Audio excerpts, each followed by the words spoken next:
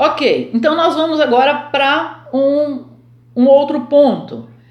É um ponto também bastante importante, que diz que o orgulho ele está relacionado com a adoração. Eu quero convidar você a abrir a sua Bíblia em João, capítulo 4, versículo 4.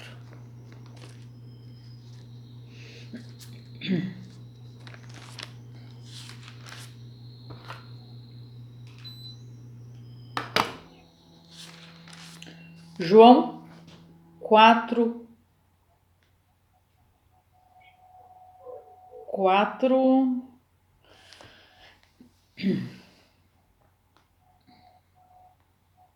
Encontraram aí? Amém? Era necessário atravessar a província de Samaria. Versículo 19. Senhor, disse-lhe a mulher, vejo que tu és profeta. Nossos pais adoravam neste monte. Vós, entretanto, dizeis que em Jerusalém é o lugar que se deve adorar. Disse-lhe Jesus, mulher, podes crer-me, que vem a hora, quando nem neste monte, nem em Jerusalém adorareis o Pai. Vós adorais o que não conheceis, nós adoramos o que conhecemos, porque a salvação vem dos judeus.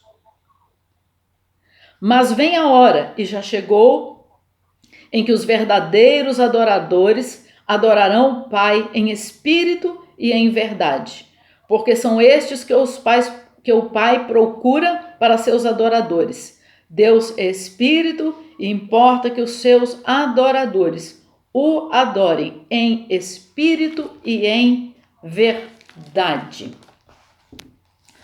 O que eu gostaria de trazer nesse momento é uma definição do que é adoração. Esses dias eu vi um comentário de um pastor sobre a questão da adoração extravagante. Eu não quero entrar aqui no mérito da questão, mas em que o objetivo dele era mostrar que a adoração ela tem mais a ver com o prostrar-se, com humilhar-se, do que com qualquer outra impressão de extravagância, tá? Até, não vou entrar no mérito da questão, porque eu também entendo que quando as pessoas falam dessa adoração extravagante, na minha ótica, eu vejo como uma expressão de uma alegria exuberante, de uma manifestação grandiosa de alegria. Por isso eu entendo extravagância. Mas o que eu quero realmente trazer aqui é que a palavra adorar do hebraico sahá ou sanhã, não sei pronunciar certo, mas se escreve S-A-H-A-H, depois vocês vão ter isso em apostila. Essa palavra hebraica, ela quer dizer prostrar-se, curvar-se, inclinar-se. O ato de curvar-se em homenagem é feito diante de um superior ou de um soberano. Aparece 170 vezes na Bíblia hebraica e mostra algo do seu sentido cultural. Então nós vamos perceber no contexto bíblico que era comum, era cultural, era uma atitude cultural do povo dos tempos bíblicos se curvar diante de alguém que é maior do que ele. Isso era muito comumente usado em relação aos reis, em que as pessoas, ao estarem diante de um rei, elas faziam essa atitude, elas tinham esse ato de se inclinar. E sempre que alguém considerava o outro maior do que si, então essa pessoa se curvava, se inclinava. Então essa atitude de inclinação, de prostrar-se, ela quer dizer que eu estou reconhecendo que o outro é maior, que o outro é superior a mim. A gente vai encontrar isso em 1 Samuel 24:8, em que Davi se curvou diante de Saul. Saul sendo o rei de Israel, Davi então se curva diante dele, ou se humilha diante dele. Ruth 2:10 diz que Ruth se curvou diante de Boaz.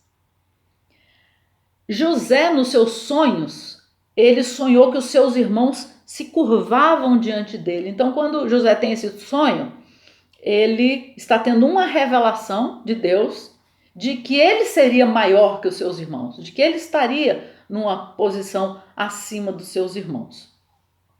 Então, adorar significa isto: prostrar-se, curvar-se, inclinar-se.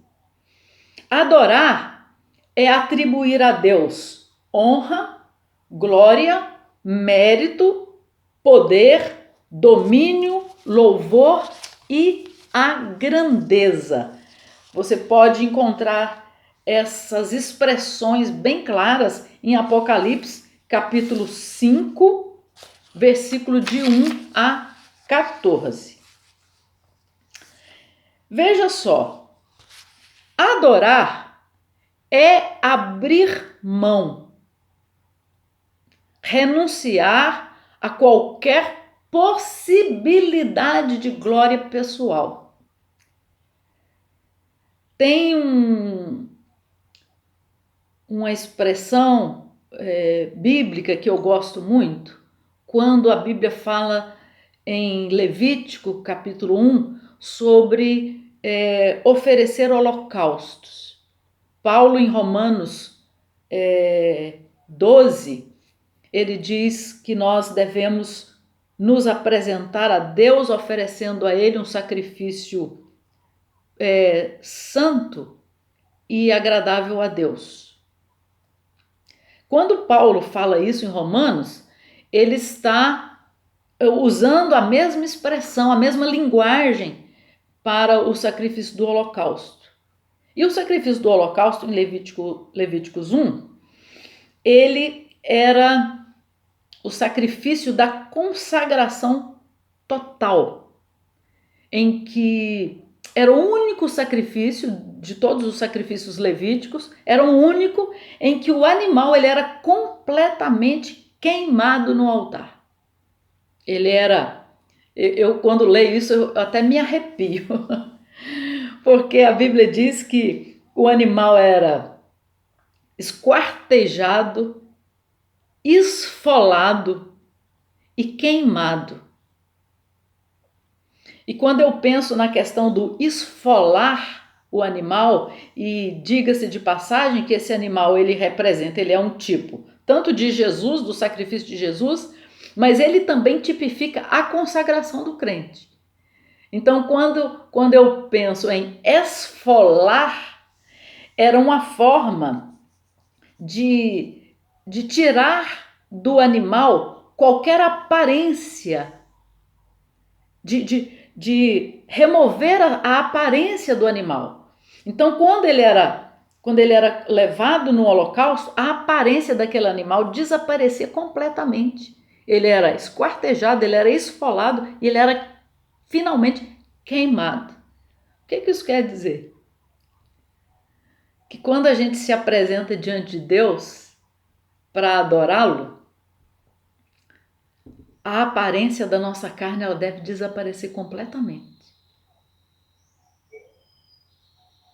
Tudo aquilo que representa a minha carne, a minha natureza humana, toda a minha glória pessoal, toda a minha autossuficiência, toda a minha justiça própria, ela precisa desaparecer. Nós vamos mais à frente falar um pouco sobre justiça própria, porque é outra coisa fantástica nessa questão quando a gente fala do orgulho. adorar a Deus não precisa ser cantando, pode ser cantando, pode ser tocando, pode ser dançando. Mas adorar a Deus, acima de qualquer coisa, é uma atitude de despojamento da nossa glória. Eu não posso adorar a Deus, eu não posso pressupor que eu esteja adorando a Deus sem me despir da minha vontade, da minha razão, da minha glória pessoal.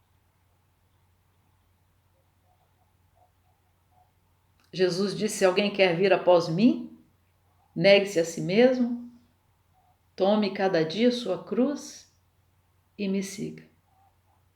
Jesus é tão bom que ele disse: tome cada dia sua cruz. Por que Jesus disse isso? Porque ele sabe que hoje eu pego a cruz, daqui a pouco eu já